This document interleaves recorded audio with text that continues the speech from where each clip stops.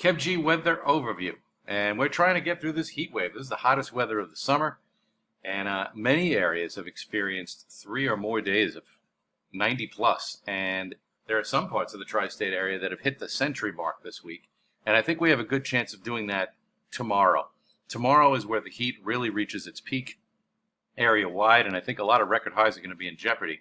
And this is from Storm Team 4. They highlighted Sunday a few days ago as being the warmest day, and a lot of the other sources are definitely honing in on tomorrow as being the apex of the heat. And we'll just have to do what we can to try to beat the heat as best we can. Stay cool out there, and just monitor how much sun you get, because this is really just very taxing on the body, this type of heat. Now, we are well above normal for this time of year, hence why we're going to be in record heat territory, but I think we'll get back towards normal conditions. These are the temperature anomalies where it should be this time of year. And you can see by Monday, we go from excessive heat to just above normal for this time of year. And I think the rest of the week, it's just going to be mid to upper 80s. So we will take what we can get. And then by next weekend, to close out July, I think that much of the excessive heat is going to shift to the western part of the United States. You can see from California, Nevada, all the way up into British Columbia. That's where the big heat is going to be to close out July. So just a couple more days here to try to get through and muddle through this heat wave. And we'll just do the best we can. For now, though, it's just blistering heat the next couple of days. Record high temperatures are in jeopardy tomorrow. And then we're going to have to deal with a severe weather threat from Monday afternoon, Monday night, as we break the back of this heat wave with showers and thunderstorms, as we typically do this time of year, and those storms could be severe. So watch out Monday afternoon, Monday night. That should leave us with a good Tuesday and Wednesday, and then for Thursday another front comes through, and that'll give more showers and thunderstorms. But that in a way is good news, because that clears us out for the weekend, and we should be high and dry. Look at the area of high pressure by next Sunday.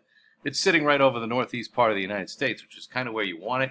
You don't want it to the east of the tri-state area, because that would mean that we would be dealing with high levels of humidity. But for right now, it looks like we are in good shape for next weekend to close out the month. Today, highs around 97, you bet. Sunday, record heat likely in many areas. Look at that, Philadelphia and Trenton pushing 100 degrees.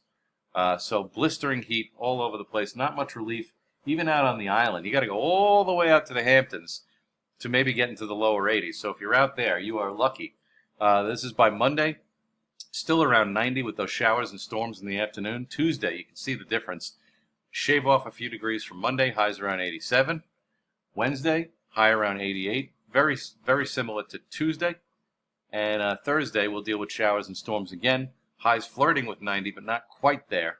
And then for Friday, we clear it out with highs once again around 90. I wouldn't be surprised if this is a few degrees cooler for Friday. So yeah, we've got to get through this heat.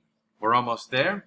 We'll have more reasonable levels of temperatures once we get past Monday. I'm not going to say that it doesn't look that much cooler, but we'll take what we can get. Definitely not day after day of oppressive heat and humidity once we get past Monday. And definitely watch out for that severe weather threat Monday afternoon, Monday night. Keep an eye on those radars, and keep an eye out for showers and storms for Monday.